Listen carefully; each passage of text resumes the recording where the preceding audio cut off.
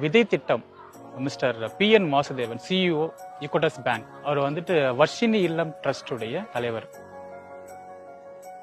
வர்ஷினி இல்லம் ட்ரஸ்ட் மூலியமா வந்துட்டு விதை திட்டம் கொண்டு வரப்பட்டது. ஸ்பெஷல் சில்ட்ரனுக்காக இது வந்துட்டு முழுக்க முழுக்க கொண்டு வரப்பட்ட திட்டம்.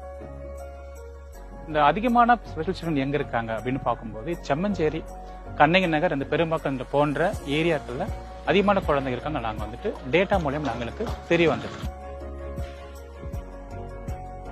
பெரும்பாலான குழந்தைங்களுக்கு வந்துட்டு ட்ரீட்மெண்ட் வந்து ப்ராப்பரா கண்டினியூ பண்ண முடியல. அவங்களால பெரிதான காரணங்கள் பார்த்தோம் அப்படின்னா அவங்களால வந்து ப்ராப்பரா வந்துட்டு டைம் ஸ்பெண்ட் பண்ண முடியல. இன்னொன்னு வந்துட்டு மருத்துவமனைகள் வந்து ரொம்ப தூரமா இருக்குது. பணம் அவங்களால அந்த குழந்தை குறிப்பிட்ட மருத்துவத்தை வந்துட்டு ஸ்பெண்ட் பண்ண முடியாத பட்சத்துல என்ன பண்றாங்கன்னா அந்த குழந்தைங்க அப்படியே தனியா விடப்படுறாங்க. நாங்க வந்துட்டு அந்த குழந்தைங்களை போய் ரீச் பண்ணி ட்ரீட்மெண்ட் வந்து நாங்க வந்துட்டு ஆரம்பிச்சுட்டு இருக்கோம்.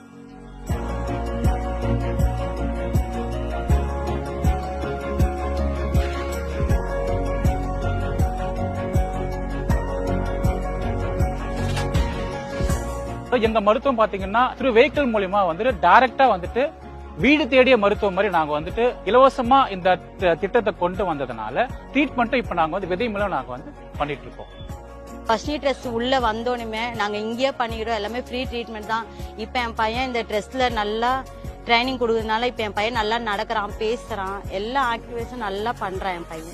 இது வரைக்கும் பயன்பெற்ற குழந்தைகள் பாத்தீங்கன்னா 60 குழந்தைகள் வந்து இதுவரை விதை திட்டத்துல வந்து பயன்பெற்று வராங்க. 2023 ஆண்டுக்குள்ள 150 குழந்தை நாங்க வந்து ஃபோக்கஸ் பண்ணோம். ஒவ்வொரு குழந்தையும் வந்துட்டு எங்களுக்கு ஒவ்வொரு விதை தான்.